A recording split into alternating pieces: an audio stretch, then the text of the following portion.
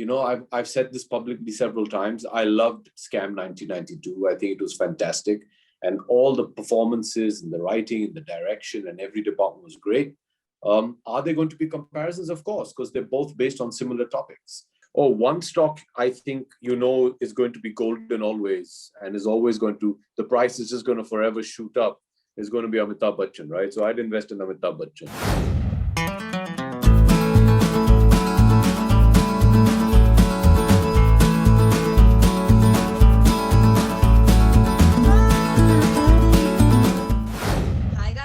Ankita. You're tuned into PeepingMoon.com, and today we have with us someone who definitely needs no introduction. But yes, the Big Bull is coming to screens near you, albeit this time home. But nevertheless, we have Abhishek Bachchan in the house. Hi, Abhishek. Hi, Ankita. How are you? I'm good. Abhishek, starting first. This comes from my editor, and I have to start with this. He was there at the time when the entire Big Bull scam did unfold, and he told me to definitely tell you that you resemble the language of, I know the film is not entirely inspired by Harshad Mehta, but the language, the way you look, the way you have come across on screen, he really finds it pretty much out there on spot. So I have Oh, wow. That's one of the greatest compliments I've received. Thank you. Thank you so much. Because so how it happened is, he tells me that I think we have to give this to Abhishek, that nobody plays a good Jew businessman better than him. If I have to pick up Guru to now, nobody can beat you. What is it with you and the good Jew businessman? No, it's got nothing to do with me. It's all entirely due to all the wonderful directors and technical crew that go into making these wonderful films. So I can't take any credit for it. But Abhishek, I have to bring up this compliment. While going through the trailer, and there were fans who have commented, and even me, it took me back to Guru somewhere. I remember the way you stood in the trailer, this posture of yours. Maybe I'm biased because it's one of my favorite roles of yours. Do you think there are certain, just like a little bit similarity out there? No. I was asked this question before. The only similarity between Guru and the Big Bull would be a rags to riches kind of a story of a man who had dreams and did whatever it took to fulfill his dreams. That's where it starts and ends. That's it. The other similarities are the same actor playing both the characters. So there's obviously going to be a little bit of a physical, similarity there. But apart from that, no, there's no other similarity. But I'm very, I think it's a wonderful compliment. I was telling Cookie, my director, the other day, that if they're comparing it to Guru, I mean, that's great, because Guru was a milestone film for me in my career, and a film that did exceedingly well, and is directed by the great Mani Ratnam. So you're in August company. Abhishek, were you aware of this particular topic? Why I ask this? Because I have heard in your previous interviews also that it's not entirely on the Big Bull scam per se. It's multiple scams you have interwoven into one, and that's how it has come out. But were you aware of any of these scams while you got on board for the project? Of course. I mean, I grew up. I was a young teenager in the early 90s, so I was very well aware of what was going on around in the country. Although I was in a boarding school abroad, but obviously when I came back from my holidays, you were very aware of what was going on in the country. I mean, if I may, the film is not several scams. It's we have made a dramatized, fictionalized story of situations and real life incidents that happened around that time. So it's basically on one scam, but it's a dramatized account of it. Abhishek, allow me to ask you, your character Hemant Shah, I am not going to bring in the comparison part here, because as I firmly believe, if Bhagat Singh has many interpretations, so can a story like Big Bull or per se a Scam 92 have as many interpretations.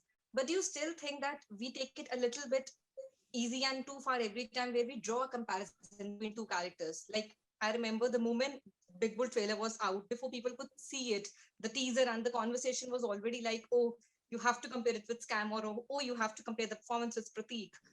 Do you think it is fair at any part? Because as I said, like Bhagat Singh, you can have whether it's fair or not is immaterial. It's human nature, and it is what it is. So yeah, you don't pay too much attention to it. like I keep saying, I have to bother myself with the work that I do. I'm very happy with the film. I'm very proud of the film. And I've given it my best. That's all I can do.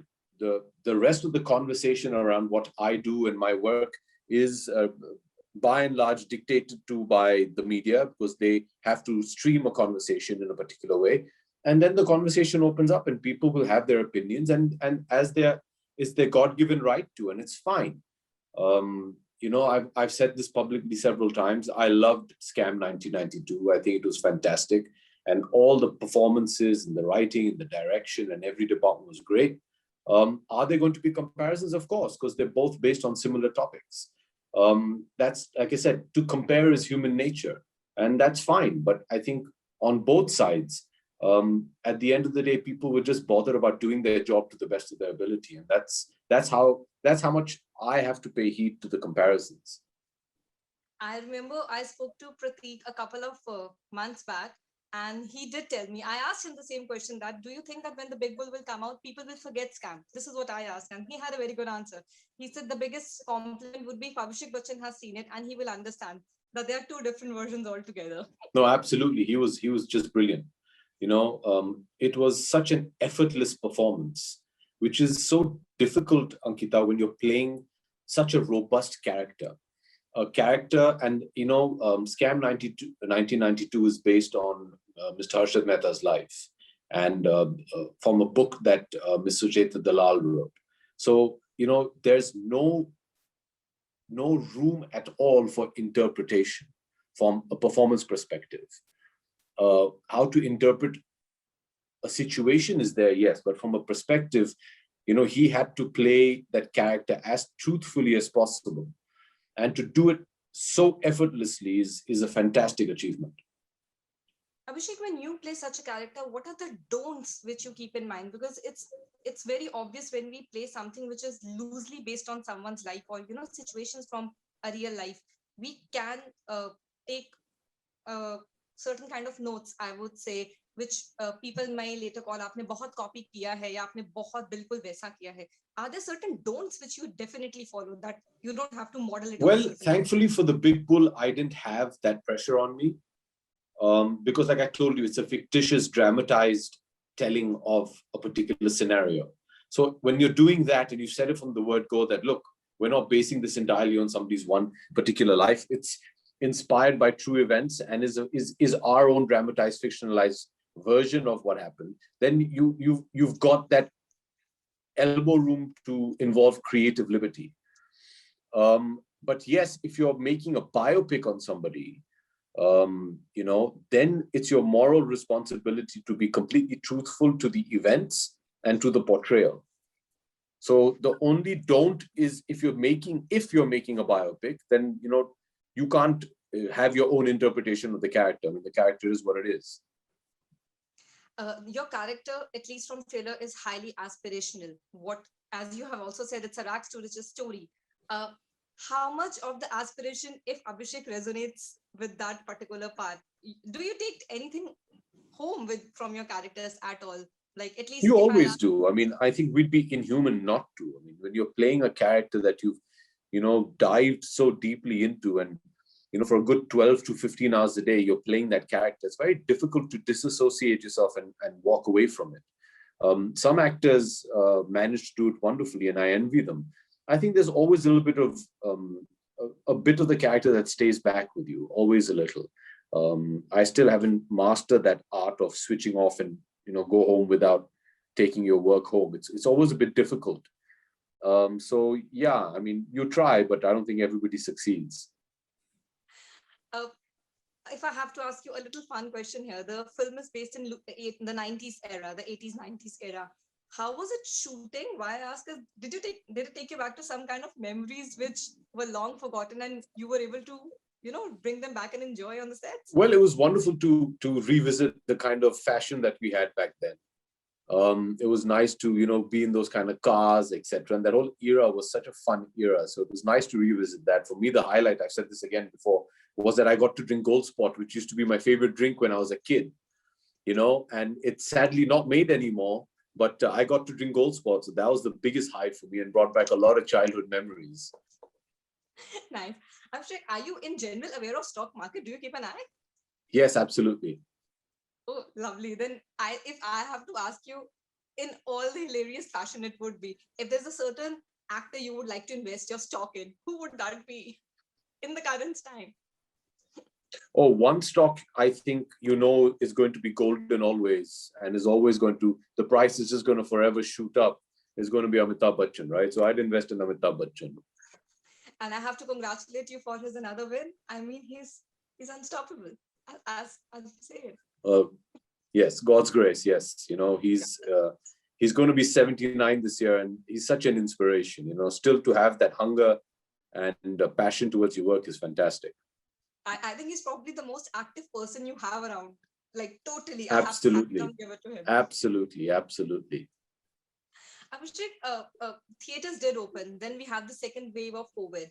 And again, we are on a little dicey part. And you have battled this battle by yourself last year as well. Do you think we are still in a very vulnerable position to come back and bring our movies back to cinema per se, though OTT has been one of the best venues to still be in touch with audience? But you have been a leading man in films for 20 years. How do you review the situation? It's a very serious situation, and sadly, I don't think we're taking it serious enough, and that's why we have this new, what they're calling a second wave, where the cases are exponentially rising, and we are entirely to fault for that. And I say this because I think we've been a bit indisciplined in the past few months. Somewhere there's possibly an attitude that COVID is gone and we're all fine. It's not going anywhere. It's something that we have to learn to live with. We have to exercise whatever precautions we can, and wear your mask, maintain social distancing and hygiene of your hands. I think if we do that, we can curb this disease. But unfortunately, I think somewhere we've just kind of eased off and kind of behaving like things are back to normal. They're not, and I think the second wave is testimony to that. I sincerely hope that we can get this under control again, and I really hope that we can get people back into the theaters and with all safety. I mean, theaters have opened up over the country. The theater owners and the exhibitors are doing whatever they can to ensure the safety of their clients and the audiences, and so far they've done a fantastic job and will continue to do that. But obviously, if as a society we're going to continue to be indisciplined about the precautions we take, you're not going to be able to go to public places, and that's very sad, because we make movies for the big screen, and you want our audiences to come back to the theaters and watch their movies on the big screen. And it's hurting not just us as an industry, but it's robbing you of watching movies the way we want you to watch them. Yeah, because with due respect, as I always say, to grab a tub of popcorn and watch it on 70 that is something you Yeah, I cannot. mean, that's an experience which you cannot I mean, I don't know much that's better than that. I think the 3 hours of uninterrupted viewing is which takes the cake. Of course, Oh OTT yeah, gives us permission to pause and absolutely, find, but the 3 hours of your absolutely, complete attention, I think no other medium absolutely, can do that. absolutely. Uh, Abhishek, tell me something. The Thus We Look came out and it was terrific. I loved it. I mean, Thank you.